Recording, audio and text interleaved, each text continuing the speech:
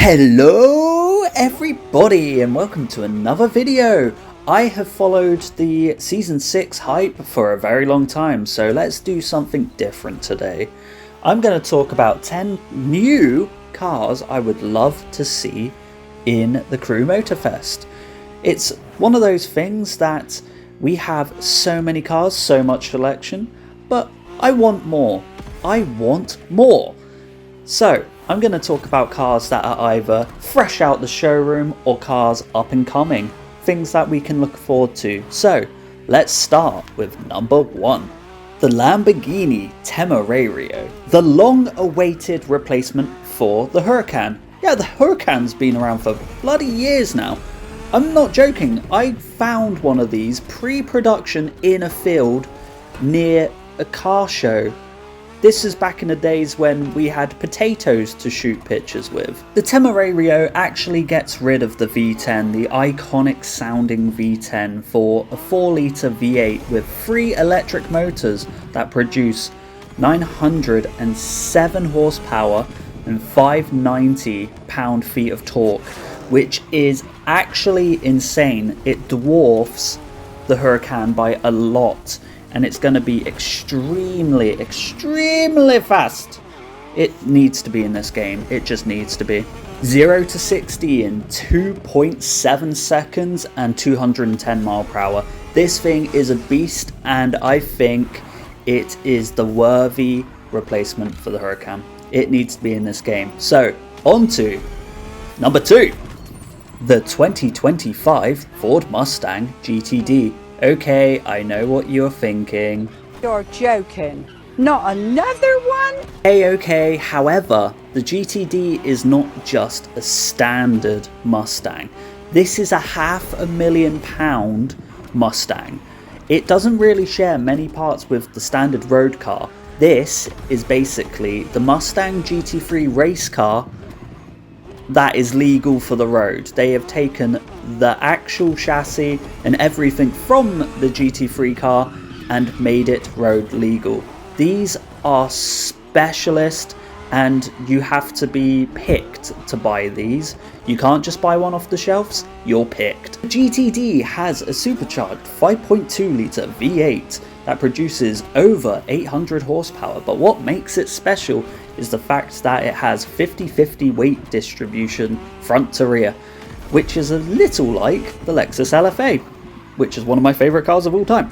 But this thing is a carbon fibre monster. It has loads of carbon.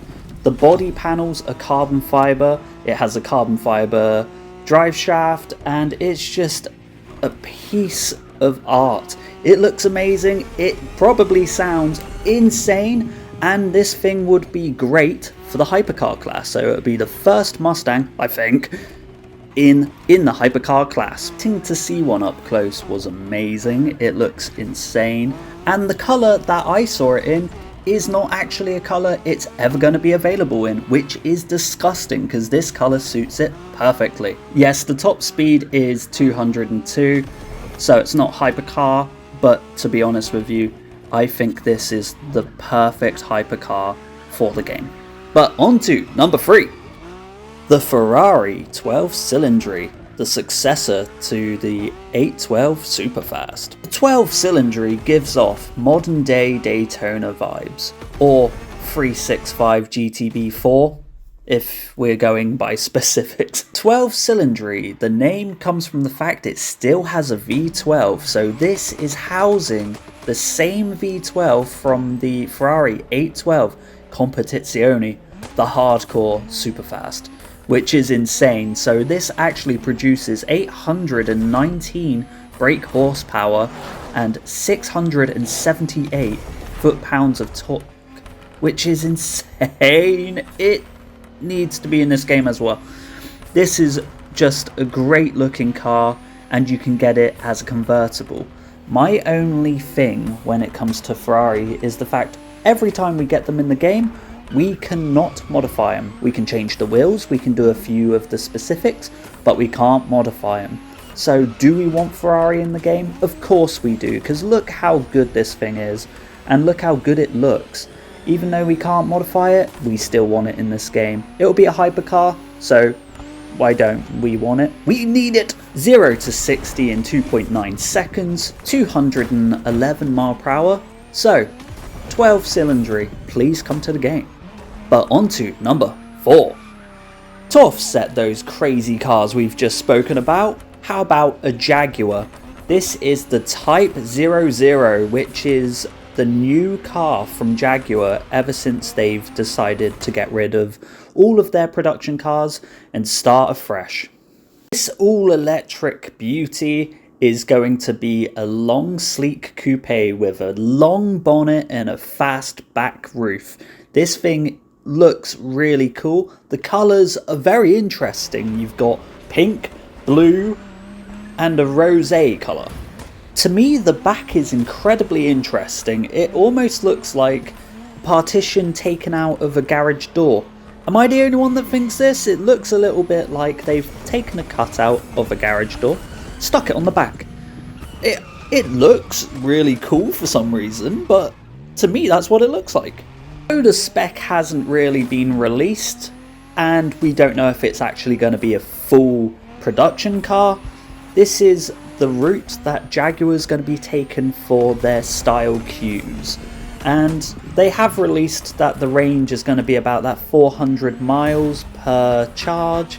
So if they're sharing that with us, then maybe we'll see this come out as a production car.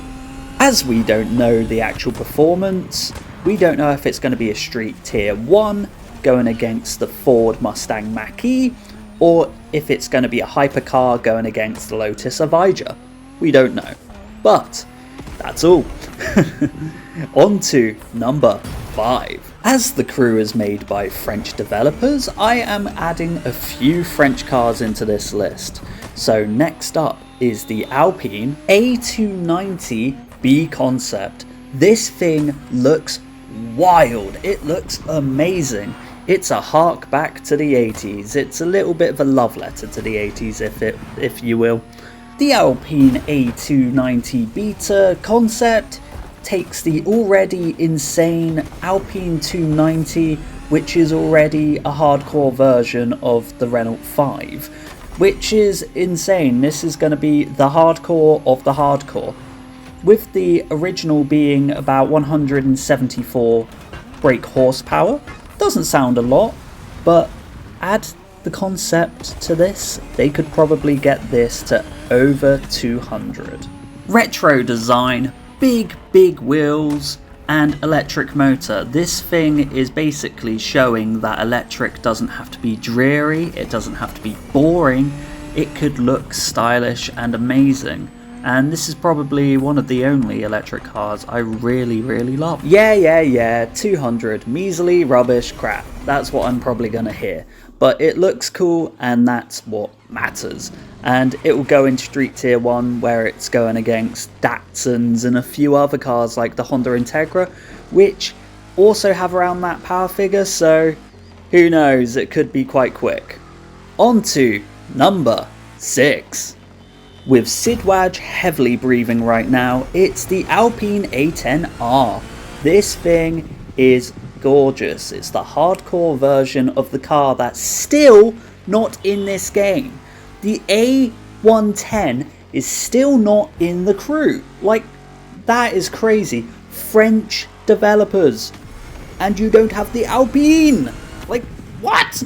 The version I actually want in the game is the Alpine A110 R Ultime, which looks great. It's got more aero, it's got almost this colour shift from the beautiful blue to this lovely darker blue to black.